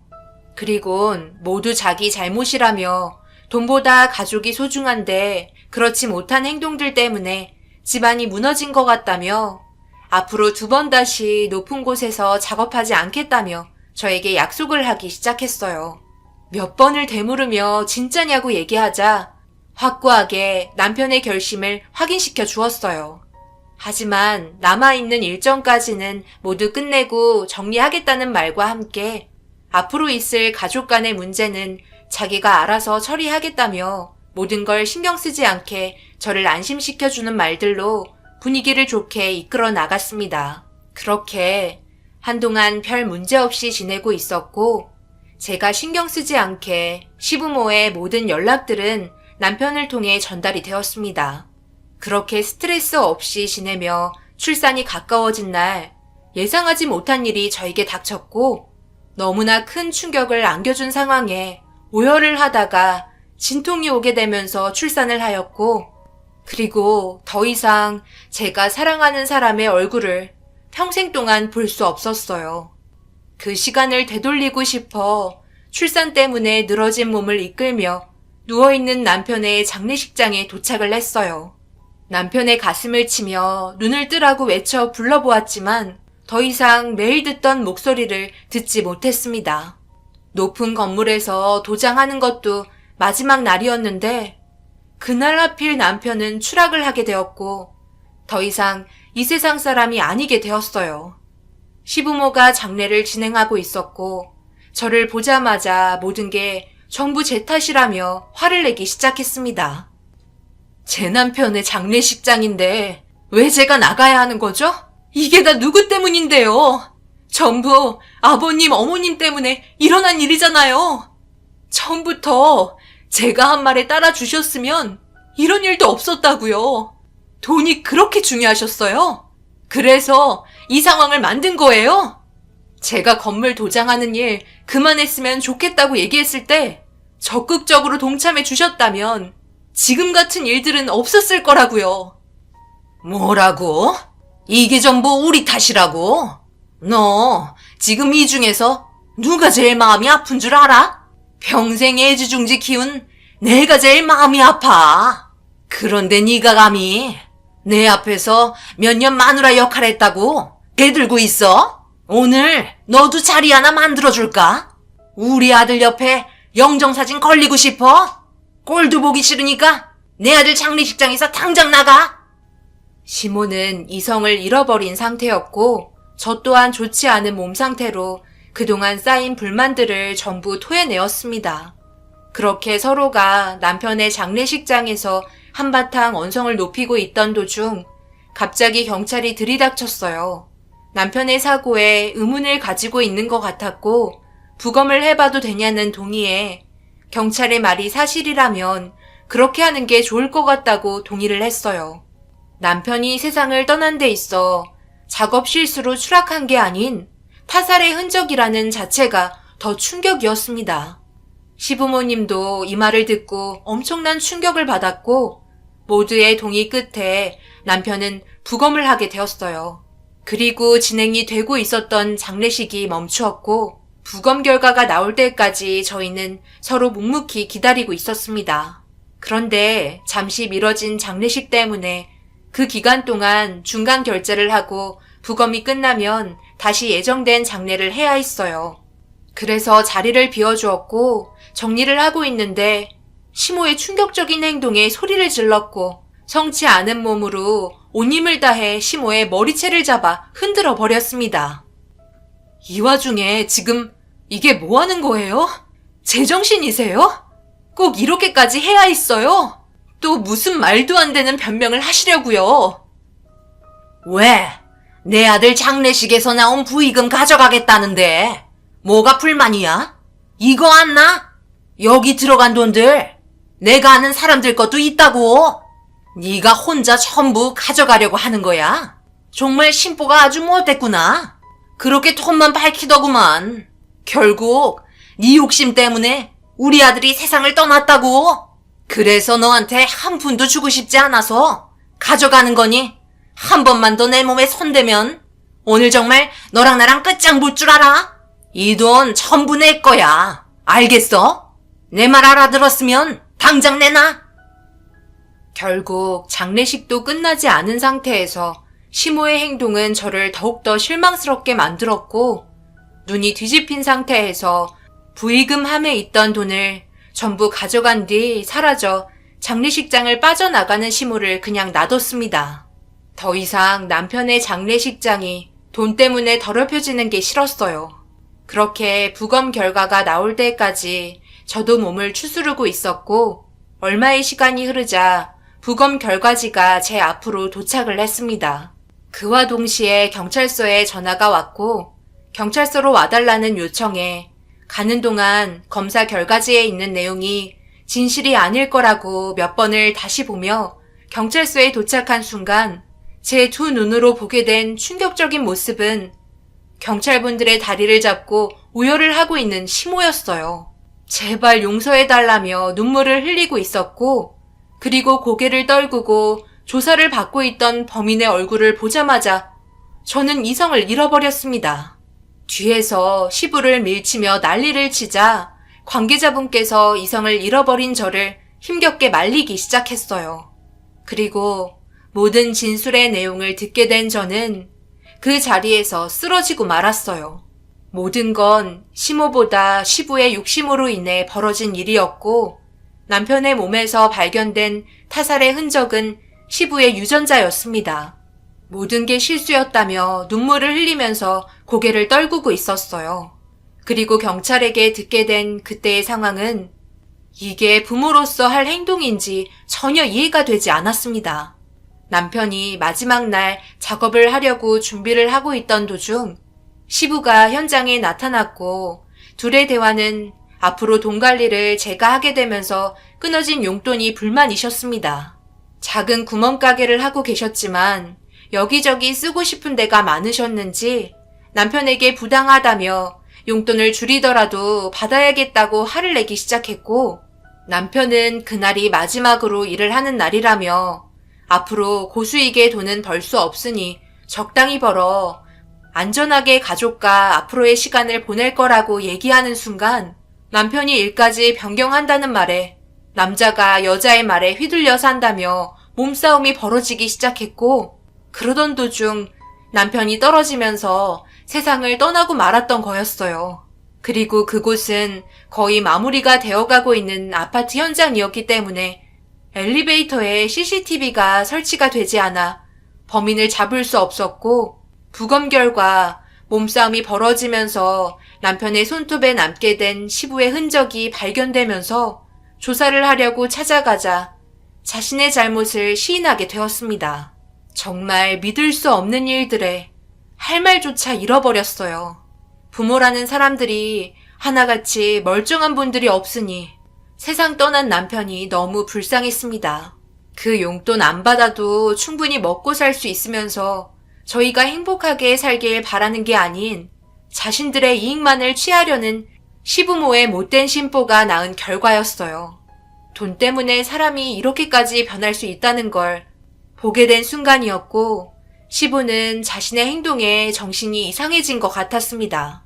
손톱을 물어뜯으며 주변을 살피기 시작했고, 시모는 옆에서 모든 게 실수였으니 용서해달라며 오열을 하셨어요. 더 이상 볼 필요도 없을 것 같아 뒤돌아 나오려 하자 시모가 저를 부르며 가방을 건네주었습니다. 그리곤 제 인생을 망쳐 미안하다며 모든 게 이 돈 때문에 벌어진 일이라고 그제서야 자신들의 잘못을 인정하고 계셨어요. 참 한심스러웠고 시모는 미안하다며 고개를 떨구셨어요. 이제 와서 이런 게 무슨 소용인가요? 돈 몇 푼 때문에 그 사람 세상 떠나고 아버님은 자기 아들을 밀쳐서 벌어진 일들 때문에 법적인 처벌을 받아야 하고 이제 혼자 남으셨으니 좋으시겠어요.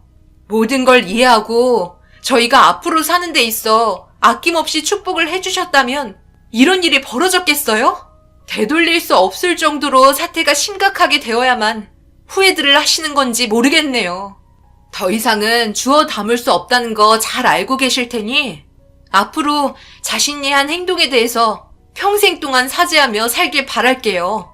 그리고 2번 다시 저희 얼굴 안 봤으면 좋겠어요. 서로 얼굴 봐봤자 좋은 일도 없잖아요?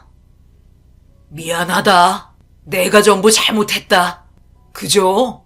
처음에는 앞으로 살면서 풍족하게 쓰지 못할 것 같다는 두려움에 불만이 많았었는데 마음 한편에는 너희들이 잘 살았으면 싶다가도 당장 내 손에 쥐어진 돈이 없으니 그게 나를 이렇게 편하게 한 것 같다.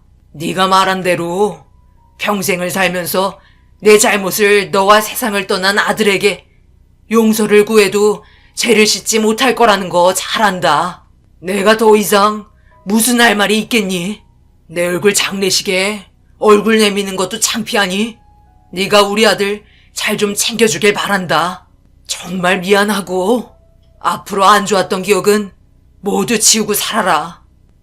시부와의 대화가 끝이 나고 건네받은 부의금을 들고 부검이 끝난 남편의 장례를 마저 이어나갔습니다.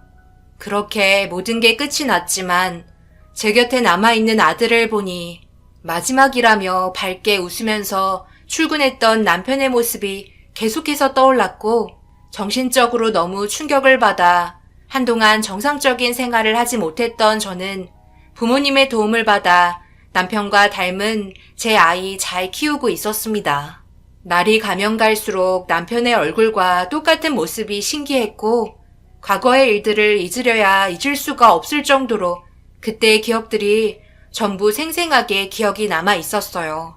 얼마의 시간이 필요할지 모르겠지만 하루빨리 모든 걸 털어버리고 제 아들과 앞으로의 인생을 열심히 살아가려 했어요. 그런데 사람 일이라는 게 한번 물밀듯 들어오면 끝이 없는지 사건은 또 한 번 터지게 되었고 남편 떠난 지 얼마나 됐다고 또다시 장례를 치러야만 했습니다. 시부까지 구치소에 들어가게 되면서 가족을 모두 잃게 된 시모는 정신적인 충격이 너무 컸는지 세상을 떠나고 말았고 결국 남편의 어머니라는 이유 때문에 저는 시모의 장례를 마무리해 드렸어요. 한순간에 모든 집안이 풍비박산이 났고 이런 일들 때문에 저희 부모님께서도 충격이 상당하셨어요. 그놈의 돈이 뭔지 사람을 한순간에 몰락시켜버릴 정도로 정말 위험하다는 걸 다시 한번 느꼈습니다. 태어난 아들에게는 앞으로 무슨 말을 해야 할지 모르겠어요. 아빠의 존재도 알지 못하고 태어났다는 게 너무 불쌍하네요. 얼마 전 짐을 정리하고 있는데 시댁 식구와 예전에 같이 여행을 갔던 사진을 발견했어요. 그때는 이런 일이 오게 될 거라고 전혀 생각 못했었고 서로 밝게 웃으며 행복하게 지내고 있었는데 정말 마음이 너무 아려옵니다. 집에 남아있는 남편이 사용한 물건들과 작업복 그리고 추억들이 담긴 물건들 어떻게 해야 할지 몰라 처분하지도 않고 그대로 남겨져 있어요. 이것마저 처분을 하면 제 기억 속에 남아있는 남편의 모습이 전부 지워질 것만 같아 두렵기만 합니다. 상황은 다르지만 배우자를 떠나보내신 여러분들은 아마 제 입장을 이해해 주실 거라 생각해요. 설거지를 하고 있는데 갑자기 남편이 퇴근하고 들어올 것만 같고 자고 일어나면 제 옆에 코 골며 누워있을 것 같고 같이 거닐던 거리에서 있었던 소중한 추억들이 모두 떠올라 정상적인 생활을 하기가 솔직히 너무 힘이 드네요. 제 사연을 들어주신 여러분들께서 배우자가 세상을 떠났을 때 어떻게 현실을 받아들이고 힘겨운 시간을 이겨내셨는지 궁금합니다. 가만히 있어도 눈물이 올라오는데 어떻게 버티셨나요? 고작 함께한 세월이 5년인데 이 5년이라는 시간 동안 저는 세상을 떠난 남편에게 많은 걸 의지했었나 봅니다. 항상 가정을 위해 충실했었던 남편에게 고마웠다고 말하고 싶어요. 인생 경험이 많으신 분들께서 저에게 앞으로의 삶을 어떤 식으로 살아가야 할지 의견을 남겨주신다면 정말 많은 도움이 될 것 같네요. 주변에서는 재혼을 하라고 얘기하지만 저는 재혼할 마음이 없어요. 제 아들과 함께 행복하게 살고 싶기만 합니다. 요즘 세상 알 수 없는데 재혼해서 또 다른 사건이 올까봐 두렵거든요. 언젠가 제 얼굴에도 웃음꽃이 필 수 있는 그런 날이 왔으면 좋겠네요. 사연 들어주신 분들 힘든 세상살이 항상 웃음 잃지 마시고 하시는 일 모두 잘 되셔서 가정에 행복이 가득하시길 언제나 기도드리겠습니다. 감사합니다.